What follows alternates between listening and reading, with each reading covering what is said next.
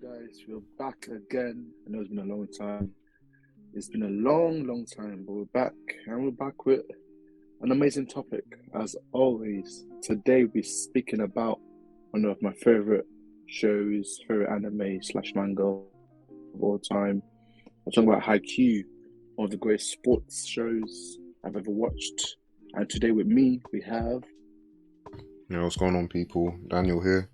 And yes, different sports manga series we're talking about today. The Great Haikyu, the one that put volleyball on the manga map, really. Indeed. To be fair, this anime as well put me on sports anime properly. And we have to give kudos to Kuroko no Basket. But after I read Haikyuu, watched Haikyuu, I was like, you know what? Maybe I should give sports anime more of a chance, and I never look back. So I employ everyone who hasn't watched it yet to watch it. And yeah, just be careful for spoilers because we're going to talk about the whole series today. So I hope you guys enjoy it. Okay, to start off, I'm going to give a brief synopsis of what the show is about. So, as Daniel said already, it's about volleyball, how to put volleyball on the map. It's about the lovely game of volleyball and how a short student saw a national game and intrigued him and wanted to be just like the person he saw playing, who was also short. So he saw that match and wanted to get into volleyball. And the story is basically about the journey following him from being an amateur to being one of the greatest players in Japan. So yeah, that's a brief synopsis. Do we remember when we started the show, Daniel? Do you know what got you into it? Friend, just randomly, or you can't remember? I don't remember what particularly made me start watching it, but maybe I think it was a thing where I had watched Kuroko like a long time ago, and then I was thinking, oh, why would I watch an anime about volleyball? But then I was like, I watched one about basketball, so let me give it a try.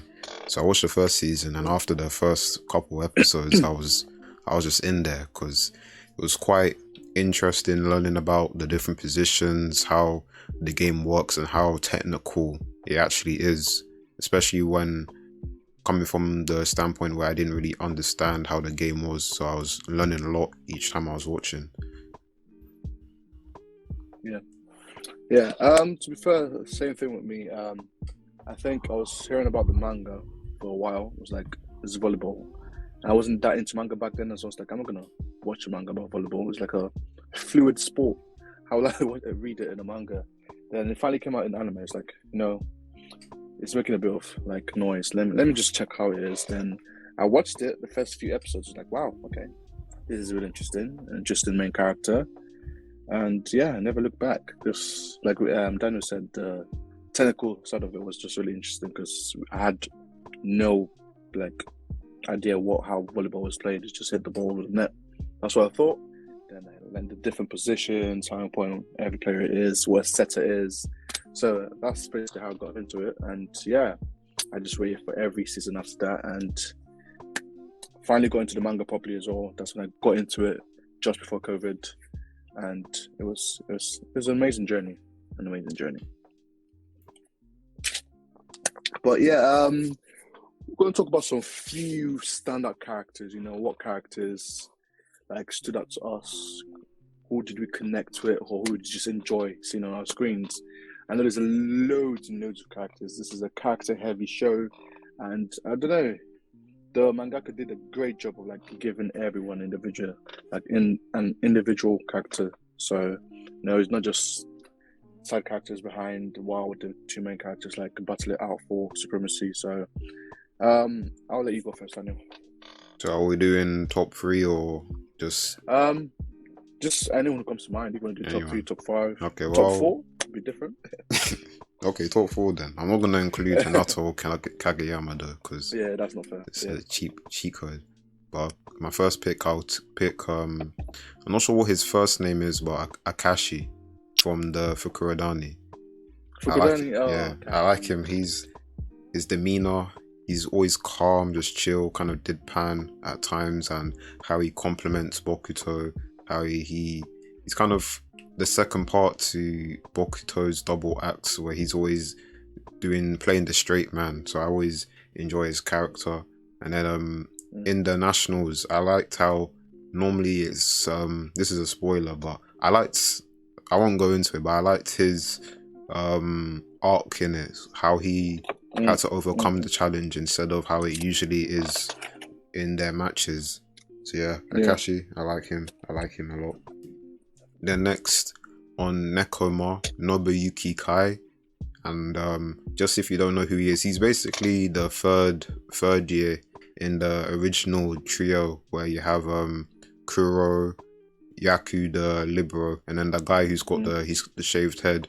He's similar to Akashi. I like him because he's just calm. He's always chilling, and he's kind of like the mediator between Kuro and Yaku, where he calms things down.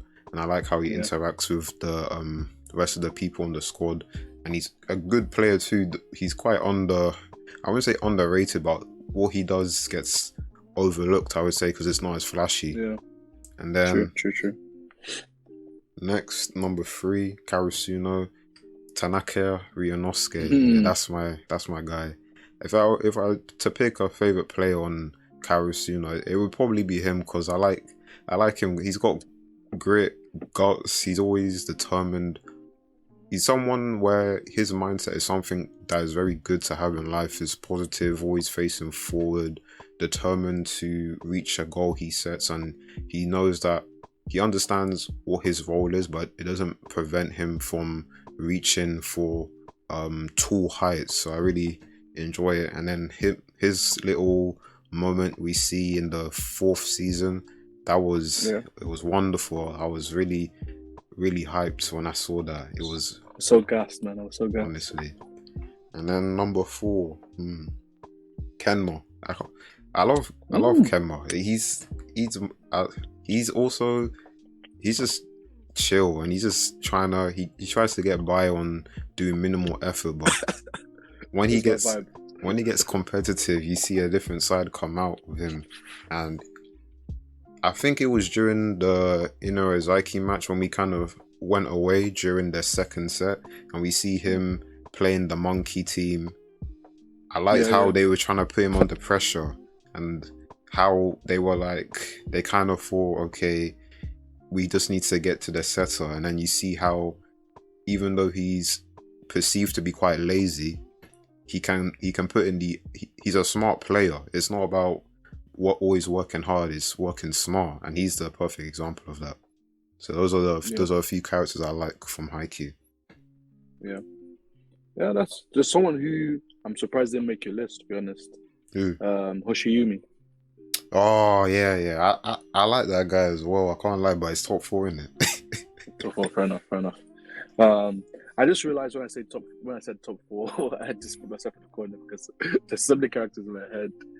Like, to be fair, I can make my top 4 from like each team, and I'll still be fine with that. But my number 1, this should be a surprise if you follow this little podcast, that I am very much a big fan of, the one, the only Bokuto. I love this character so much. I don't even know what drew him to me. At the start, it was just like, oh, this is just a really fun, cool character. Then when it got to the nationals, the way I viewed him just changed completely. Again, this is spoilers if you haven't gone to especially for the anime onlys. In the nationals, it's just, I don't know, he's just built different. That's all I can say without trying to spoil too much. He's just built different. His determination, his belief and trust in himself and his team as well, is just so good. And when he's in the court, he's just a different animal, because one of his limitations was like, no, he has his off days, but when national came, there was no off days, man. He was the one, and Bokuto is just one of my favorite characters of all of anime, to be fair, but he's number 1. Then number 2 is his close friend behind him. It's Kuro. I love Kuro, man. I like him. Kuro is I don't know, his confidence. He knows what he's doing. one person you want on your team because you know he's gonna be always there to back you up and always do the right thing, make like very little mistakes. He's very well grounded in this game, and his confidence and his I just love it. The little swagger he has, it's just really cool to me, and he's hilarious as well. It makes me laugh every time he's on screen as well. So yeah, Kuro, that's my number 2, and number 3 is my favorite libero, is Nishinoya. Hey, The goat, the Guardian. the guardian angel. Oh, I love him so much. He's so good. He's amazing, and his growth as well in the over the series. It's not as noticeable as other people because he was already good from the start.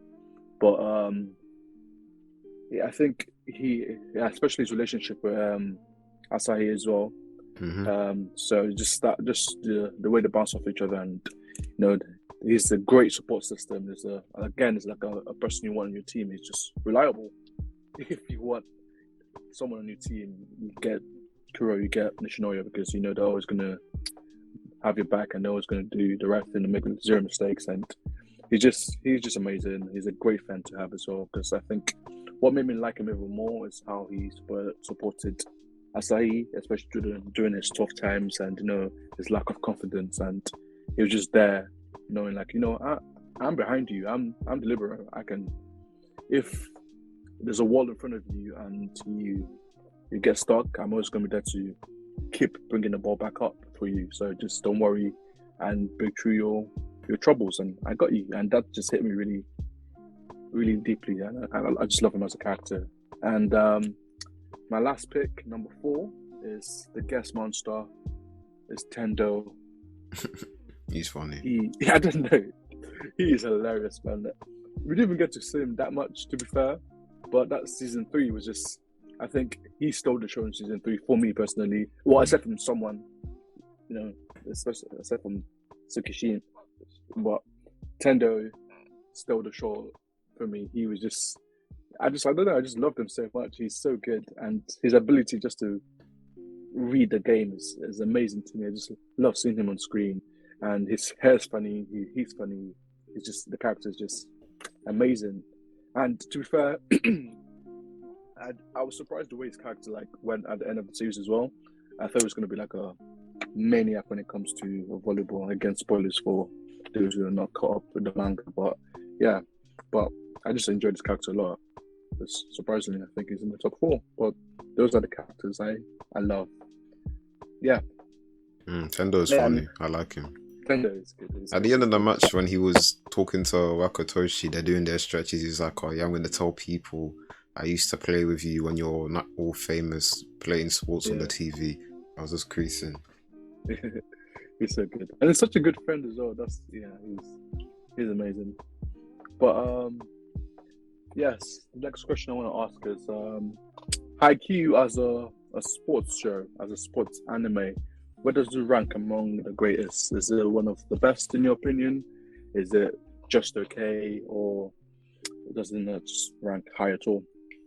Well, based on the shows that I've watched, and to be honest, I haven't seen that many sports anime. Well, actually, I haven't seen like the classics such as Ippo and Slam Dunk. So, but based on what I've seen, me personally, I would rate Haikyu in that top echelon amongst maybe on that Ippo tier, but I can't really speak on that because I haven't read it. But I would say it's on that level solely because of the quality in, especially with the manga, the drawing, how you can really follow the motion of the plays, how accurate the character models are, where you see the muscle development, and with the character interactions, the drama, and not too much drama too, where it's not unnecessary. It's to drive the plot and bring the team to a higher level, and we'll get into that when we start talking about specific arcs. But I think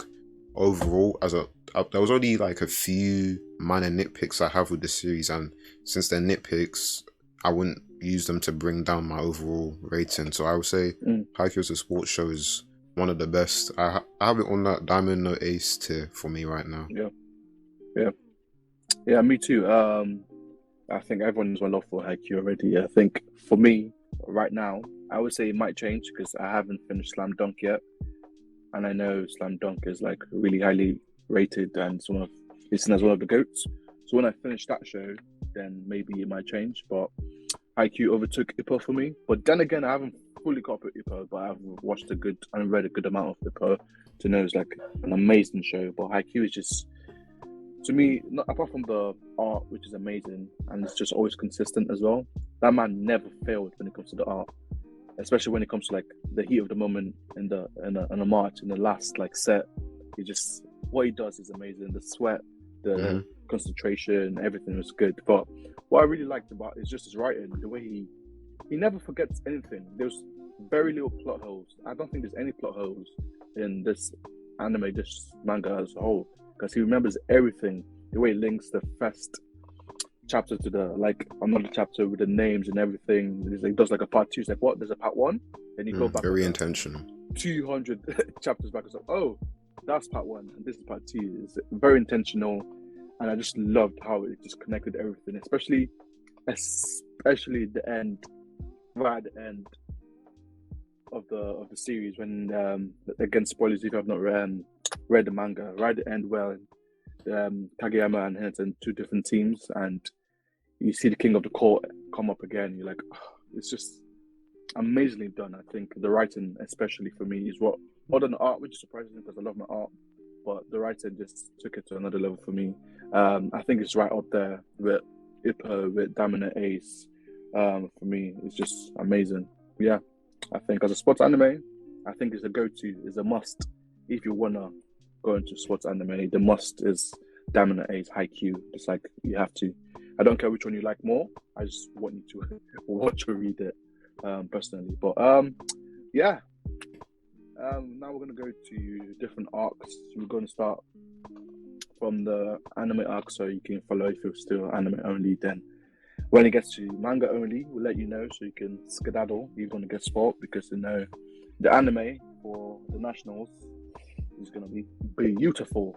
The second part, yes, sir, is gonna be amazing. So we're just gonna go from the very beginning, which is the team formation arc from the very start. What do you think, Daniel? What do you think about this arc? I really enjoyed the first arc upon rewatching it because of how it sets up the story. There are several things that are set up within these first couple of chapters / episodes.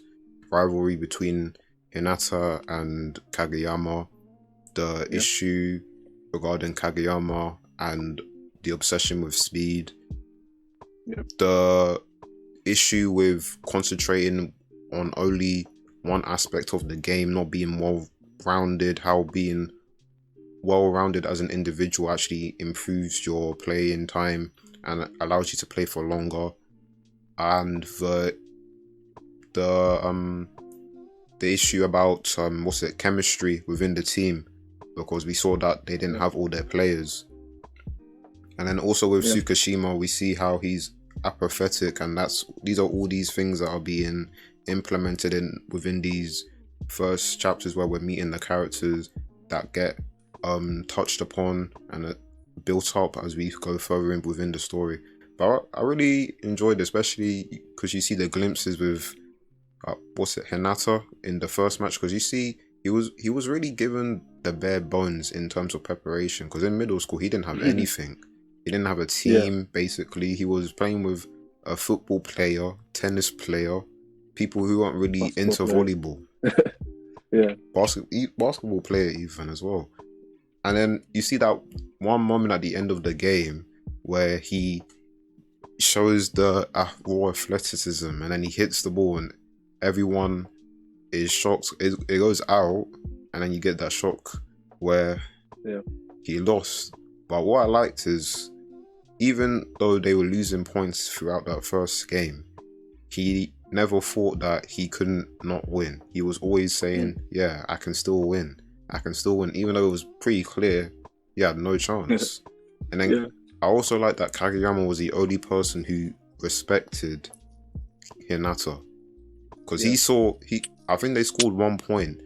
And then they were like, it was a mistake. And he was like, nah, they stole that point. That was our point.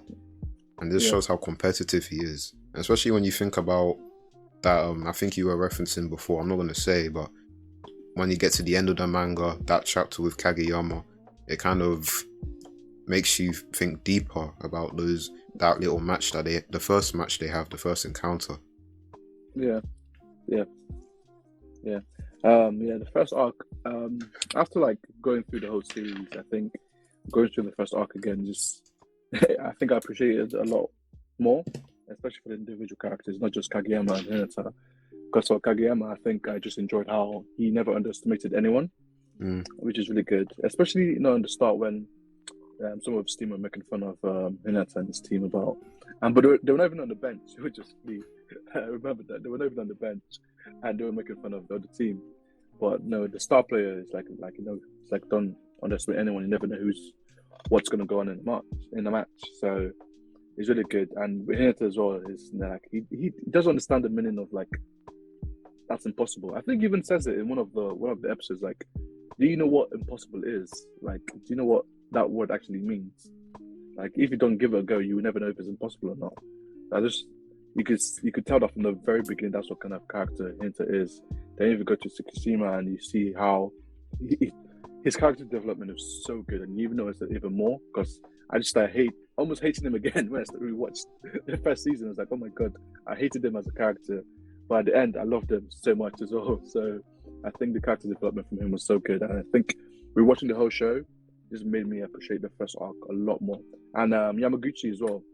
Oh, Yamaguchi, just he was basically playing second fiddle to Shikosumi at all times. He was just like always behind him. He always like seeking almost kind of information from him, and his character development as well. Then Asahi as well, trying to convince him to finally come back to the team after the whole situation of like him feeling that he disappointed, he let the team down.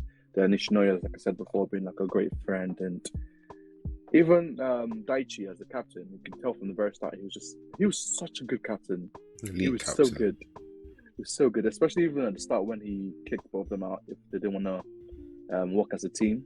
That was such a good call, and he stuck to it as well. It's like you need to sort out your differences and play as a team. We're not playing an individual sport. We're playing together. Then it was just everyone. The first act was really good. I really enjoyed it. Then going on to the next arc, which was the Inter High arc, which is one of my favorite arcs of all in Haikyu. It's just really good. But Dino, what do you think? I liked it because there were several. This was the first challenge, I guess. Now we've got the team together. We're kind of got some chemistry. We're building the weapons to take on the top schools in our prefecture, so we can hopefully go to nationals.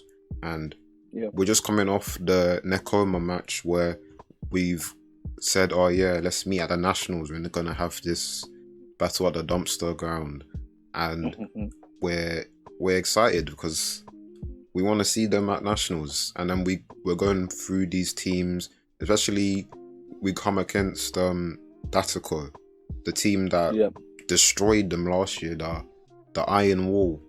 Asahi, it was one of the things, it was probably the main reason why he quit even, because he couldn't break through. And then that was what led to Nishinoya. So seeing their match against Datako, and when Asahi, he finally broke through the Iron Wall. That moment was that was a great moment, especially because of what you can tell what it meant to him as the character. It was like I was actually there. And then you have Hinata zipping around the court, you see the quick, and you'll just see, it was always cool when they come across a team and then they just unleash the quick and the team's just like, what just happened? What the hell? The freak quick. What just happened? It gassed me every single time. I knew it was gonna happen, but seeing the reaction of people like, what just happened? It felt great every single time.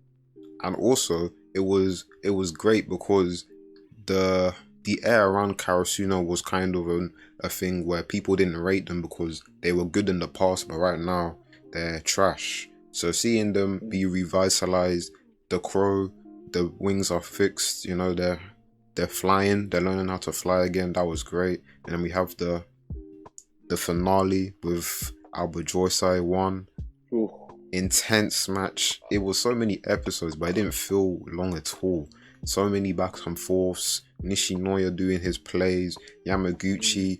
And this is one thing where I have to applaud the author, the mangaka, because he comes up for the pinch serve, and you've seen him train with the guy from the supermarket. He's doing the jump floaters, and it's his time. You think, okay, he's gonna do it, but he doesn't.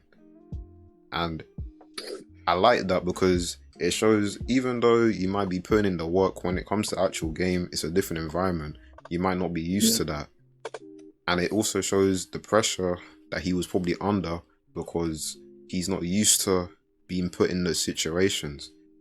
And then you see the end, that last point, oh my days, where they go to their bread and butter, the freak quick, and it doesn't work because Oikawa, he read it perfectly. And I like Oikawa because he was the only person, I think, in that first season who was actually watching, who was studying Karasuno's game. He worked out their pattern where he worked out when they were going to call for the quick as well, with the different phrases and stuff.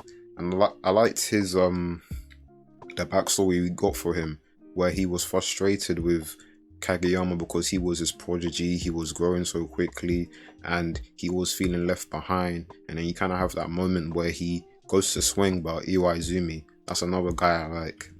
He stops him, and then he just tells Oikawa it doesn't matter about one person, it's the 6 who are stronger wins. And then he puts that in his heart, and then that's what carries him throughout the rest of the series. So yeah, and then the heartbreak as well, that was painful. Oh my days, you can feel the devastation when they lost that game. Yeah, I had a lump in my throat. I was like, what the hell? what is going on? You know, when they went to eat as well, and they were all eating and they started crying, I was like, oh my god. Yeah, that hit different. Yeah, it was painful, but it was needed, because even if they had won that game, they would have got waxed by Shiro Toizawa. Oh, definitely. That would be easy. That'd be so one-sided. They would definitely get them waxed. They would have got, they weren't winning any more games after that, because if you're getting pushed to the brink by Albo Josai, it's not on. Yeah, that's true. Like Albo Josai didn't even make it to the nationals. Just like, let's say they got lucky and beat Shiro and got to the nationals. They're not going past the first opponent, because the nationals is just a different level. Mm-hmm. But yeah, the Inter High arc was really good. I loved it. I don't know, Furudate, he's a genius when it comes to this rhyme, because I feel like when I was watching it, I expected them to win. Like, it doesn't matter. I didn't think like Albo Josai was going to be like a arch nemesis. I guess like they're not going. I thought just like, you know what, it's Kageyama's old teammates basically. He's going to blow past them and move on to the next. And Shiro Tozawa is going to be the main focus, especially like in the face-off Hinata had with Wakatoshi. So, but no, it wasn't the case. He showed that Albo Josai had more experience of being a team, like Iwazumi said. They've been a team for longer, like they've had the experience, and they know they've been doing this for a long time. And on the other side, we have we're going through a downside right now. We're seen as a bad team who were good before. So it was just like, I think it was night and day kind of experience each team had. So it made a lot of sense that they couldn't win, even though it was heartbreaking. But it made a lot of sense that they couldn't win. But it's just, I think what made me happy is just that they had a taste of what winning felt like, especially for Asahi as well. Breaking through that wall with Aone. That's another character. Like, he didn't speak much, but I like him too. I liked him. Aone was good. And Bunny had with Hinata was just so funny, because they just bow and that's it. Move on. Mutual respect. But mutual respect, I mean, because the free quick was just shining, which is because they used it basically every time. Mm-hmm. So when they needed the way out. It's like, you know what, let's do it again. Let's do it again. But and I think he showed how much Daichi as a captain was good as well because you didn't notice it as much, but watching it through again, he saved them a lot, man. I mean, we noticed later why he was very important down the arcs, but he was just like a solid base. But I think it was more of like an individual. There were more individual skills that were saving Karasuno more than the team as a whole, and that's why we went to like the next arc, which was the expedition arc, the training arc, basically, because it was just individuals. Nishinoya basically saving us so many times. It was the quick that was saving them, and basically Daichi just basically just being a good receiver, basically. And I think watching the matches, especially this arc, I learned so much about volleyball. So many things that you can do. Like, it is tiring where the labor can do, what he can't do, what area of the court he can play and which area he can't play. Just the technical bit of volleyball was just drilled into me, basically. I feel like if I could go play volleyball now, I think I know how to play it. I don't be very good, but I know the basics of it. And that's just due to how much. I think Furudata just did a great job of explaining what volleyball is, not just the characters. Like, as a sport, he made you enjoy the sport, not just the characters. I think I'm not going to name any names, but some other series calm down, Jamal. don't do the same. It's just more superpowers. What do you mean by that? Anyway, on to the next arc, which is the Tokyo Expedition arc, which is, I think, my top 3 arcs of all time because of a certain character, really. But it's a Tokyo Expedition. I wonder who that is. Daniel. Who could it be? What do I think? I like this arc a lot as well. I think you're going to hear me say that a lot. But this is actually the arc that when I go to rewatch Haikyu, I rewatch this from here. This is the because I'm not gonna be disrespectful, but in season 1 they are, to put it bluntly, garbage. So they are trash. So from this point on, they're so much better. It's just even painful for me to go and watch from season 1.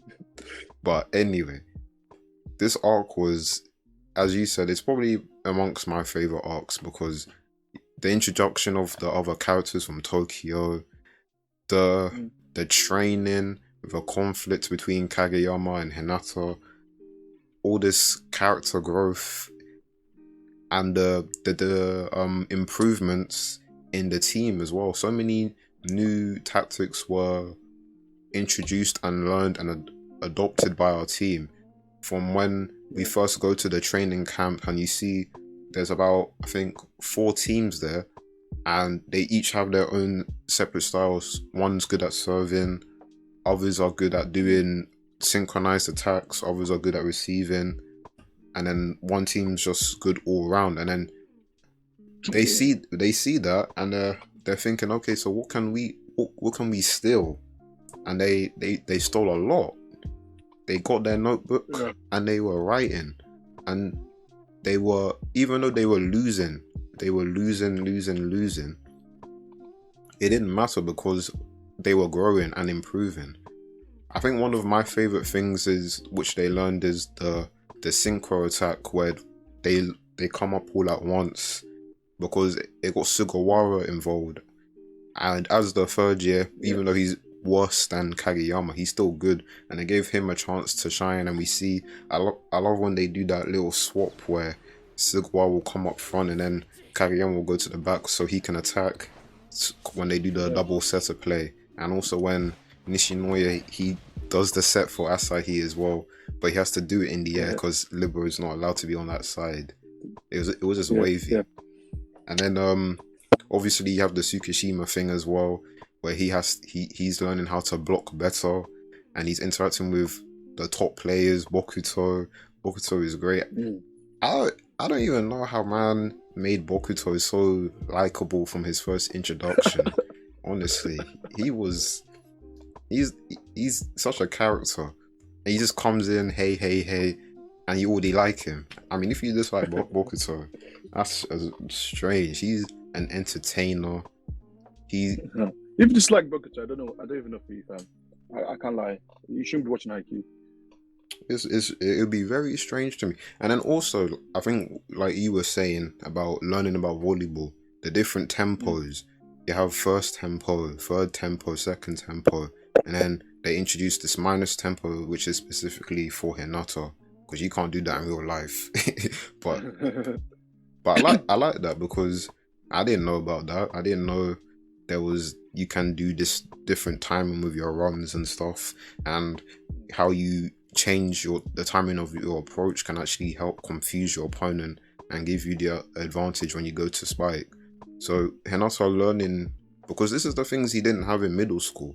Because one thing, if he had all these resources in middle school, he would have been a lot of a better player in high school. Because in high school, he was basically just learning how to play volleyball, because he never had anything around him to help him, unlike a lot of the other players.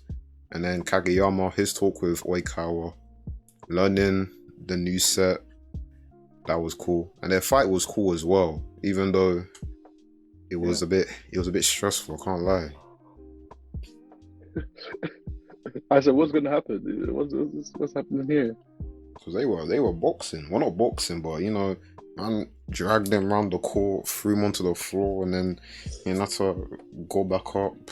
And then, but overall, I really enjoyed the arc. I liked their match in the final stages against Fukurodani, because they were actually applying pressure to them, and I think they could have beaten him if they didn't let Bokuto get back into his rhythm.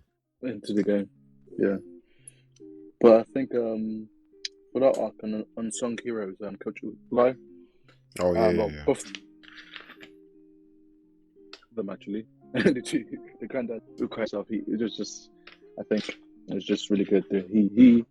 He cared for the team. He wanted them, especially for Kageyama and Hinata. So, and Hinata just, I think the catch up he was playing was crazy, because you don't realize how much, like, he didn't know anything about volleyball basically. I mean, he was still learning how to receive properly. Hello. So just the catch up he had to do is just impressive. He's a crazy, like, if that was in real life, it was just a freak of nature basically.